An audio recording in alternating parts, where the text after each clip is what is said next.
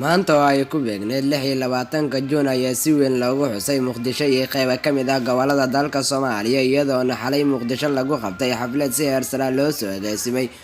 oo ka qayb galay madaxweynaha Jamhuuriyadda Federaalka Soomaaliya Mudane Maxamed Cabdullaahi Farmaajo. madaxweynaha ayaana khudbad kooban ka jeediyay goobta munaasabadda shacabka Soomaaliyeedna ugu hambaliyay maalinta qaaliga ku ah qulubta Soomaaliyeed ee 26 Juun.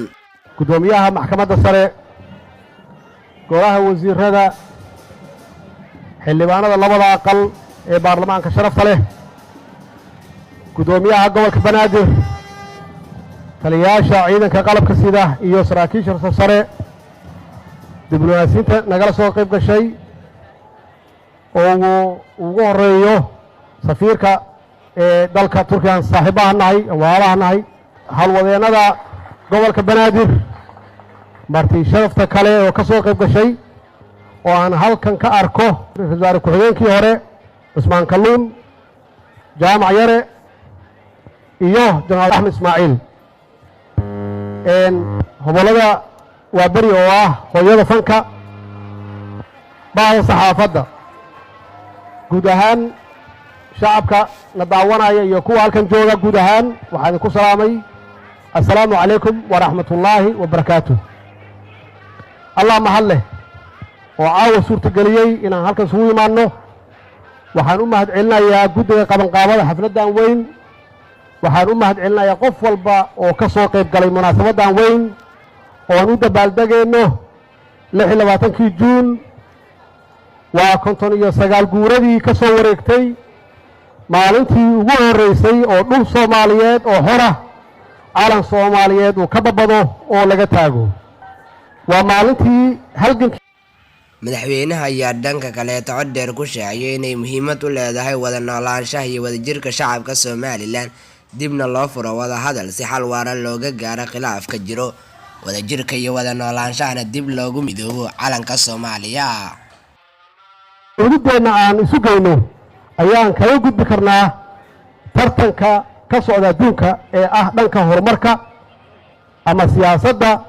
iyo dhaqaalaha. tartankaas cusub lama jaan qaadi karno haddii aynan u midoobin haddii ummadda Soomaaliyeed aysan u midoobin awoodoodana aysan isu keenin. si taas loo gaaro waxaan mar kale ugu baaqayaa ama aan ku baaqayaa in wada hadallada Soomaaliya iyo Somaliland aan dardargelino. waxaan ku soconnaa muddo 30 sano ah hadda oo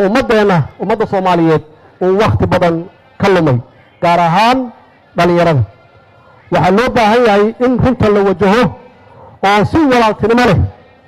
wada hadalkii hakadka galay halkiisii laga sii wado la isxog waraysto la daaweeyo nabaradii laga dhaxlay duruufihii adkaa ee dhanka kale wadooyinka Muqdisho ayaa laga dareemayaa isbedel xoogan oo lagu sameeyay goobaha ganacsiga oo ku teegsan wadooyinka kuwaas oo dhammaan lagu xiray calanka Jamhuuriyadda Soomaaliya. sidoo kale waxaa dib u haween lagu sameeyay taalooyinka ku yaala magaalada Muqdisho ee loo dhisay muwaadiniinta naftoodii u soo horay in dalka Soomaaliyeed uu helo madax banaanida maanta ay haystaan. waxaana lagu beeray ubaxyo qurux badan nalal midaba kala duwan leh iyo sawirada madaxweynaha. sidoo kale waxaana dib u haween lagu sameeyay si shacabka Soomaaliyeed maalmaha xurriyadda ugu dabaaldegaan taalada daljirka daasoon.